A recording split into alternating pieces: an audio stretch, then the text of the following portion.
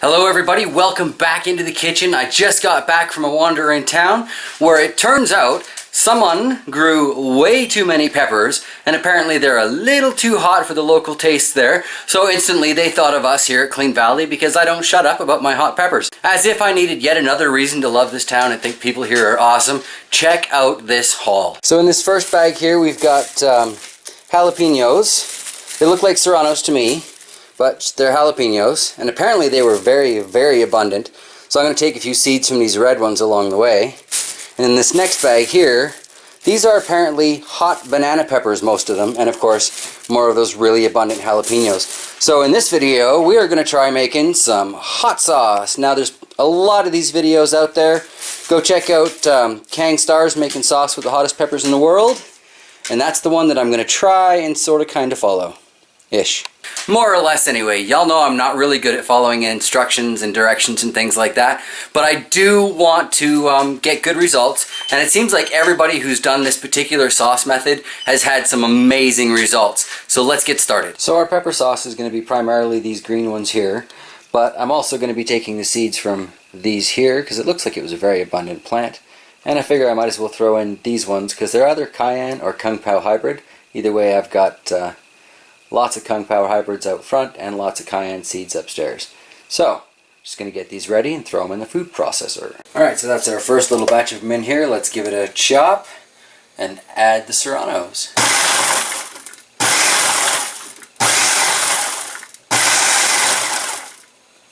This is going to be fun. Alright, let's give this a quick blast with our next batch of peppers in there. And in fact, we'll probably just speed this right up. Well, that's still pretty green. I think I'm going to throw a few of those banana peppers in there and change the color a little bit. And then we'll blend it again. Well, that thing looks pretty full, so I guess this is probably going to be the last of the peppers we're putting into this sauce today. So let's put it on shred. That didn't even take my banana peppers down in there. Back to pulse. Alright, I'm going to need to shove that in there with a spatula. Alright, I'm going to give this a quick sniff.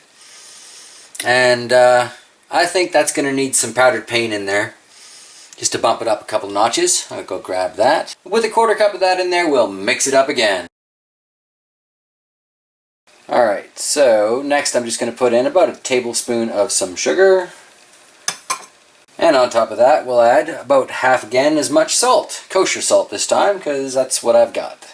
Okay, so I've also thrown a little bit of garlic in there. It was about 6 cloves, I think. Just got a phone call, threw me off my beat. But anyway, one last blast. And it's basically good to go, I think. So, as I understand it, the next step of this is I got to get it somewhere that it can ferment. This old pickle jar is the largest glass jar we have available. So, slowly but surely, I'll get this all in there. So, the mash did pretty much fill my little pickle jar. To my understanding, it needs to be covered with something that can breathe, so I've got a coffee filter and a rubber band. And that's pretty much good to go. Now I need to let this sit somewhere for, at least 5 days. The longer the better from what I understand, so off to the closet. And we'll get back to you in 1 week, 2 weeks, I don't know. We'll see how long it takes to finish up, really. Alright, so it has been exactly 7 days, almost to the hour, and I'm not seeing much of any signs as far as fermentation in here. I've stirred it up occasionally, even added a little bit more salt and sugar. Not much going on, so what I'm going to do now is I'm going to cook this all down and see what we get out of it that way. I have to say this really does smell fantastic though. So, looking forward to trying this again with some hotter peppers. Kitten video bombing in the background again. Alright, I'll just get this out into the pot, start cooking it up. And I've just put about half a cup of cider vinegar in here to help me try and wash out some more of those peppers. And to give me some liquid volume in here as this cooks. And I'm going to let this go for about 20 minutes. We'll check back on it then. And you know what, just for giggles, let's throw in some lime juice. Add a little bit more punch to that. So I'm just starting this off on medium heat, and like I said, we'll check back on it in 20 minutes. Okay, so it looks like I'm getting a lot more bubbling action going on. It's been 20 minutes now. I'm not quite done the dishes yet, so I think I'm going to give this another 20 minutes. and we'll strain it and see what we've got. Smells more like a sweet pepper relish, but whatever, first time. I'm having fun. You having fun? Cool. Carrying on then, back in 20 minutes. Alright, so this has been cooking for 40 minutes now, and I don't imagine it's got any more cooking to do, plus I'm out of dishes to wash up until I finish this. So let's fire this into the blender and see if we can liquefy it. Alright, so a little awkward with the counter the way it is, but let's get this into the blender. And then I think I'm going to add just a little bit more cider vinegar. And we'll take it from there. So, just another splash of the cider vinegar.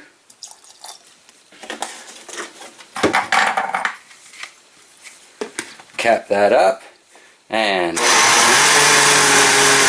alright, well it doesn't seem like this wants to blend anymore, so let's just put it into the strainer, let it sit, and after a while we'll check out and see what kind of liquid comes through this thing. Doesn't look very appetizing, does it? I'm not sure this counts as a massive success. Alright, well straining this failed in a stunning sort of fashion. So I'm just going to put it all back together, and we're going to put it back into the pickle jar. And we'll use this as a fridge, I don't know, spoon it on type hot sauce. I dipped my finger in it and it's got some kick, you know. These were good jalapenos. But the color is just really not appealing. Alright. So here we have the first batch of what everybody else seems to be able to do as a nice simple hot sauce. And not me.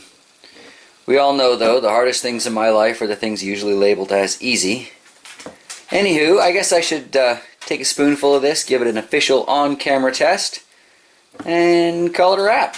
Alright, so this is really warm on my fingers. I should have grabbed an oven mitt, but let's take a test of this. Kind of looks like some sort of baby food. I'm definitely not calling this a success, but definitely not a fail. So anyway, here we go.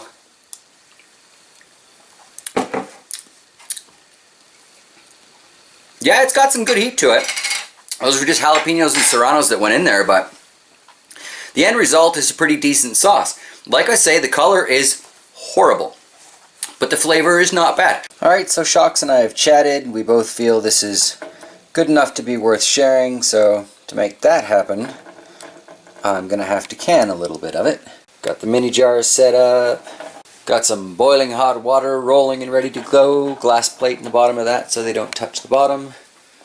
Just the pour next. I'll just tap these down a few times, make sure any possible air bubbles kind of work their way up to the top before I put the lids on them. Trying to do this right, sort of. Well, as right as I do things. Looks pretty good to me. Alright, we've got all the rims wiped off. That got a little bit messy, so it's always good to clean them first. I'll transfer these over. So I'll just give these one last check to make sure they're reasonably tight, and then we'll drop them into the hot water bath. I've got those in the hot water now, and I do have a glass plate in the bottom of all that because for some reason it's stuck in my head that they shouldn't be directly on the bottom. Maybe one of you more experienced canners can let me know if I'm correct, if I'm crazy, what. But anyway, I'm going to bring this back to a nice rolling boil. It's almost there. Process it for, it is there, and let it go for about 10 minutes. And we'll see if the lids do their proper popping thing. 10 minutes later.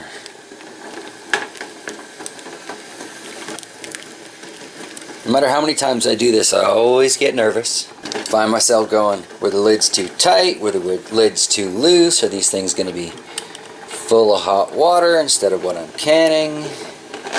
Oh yeah, happy joy.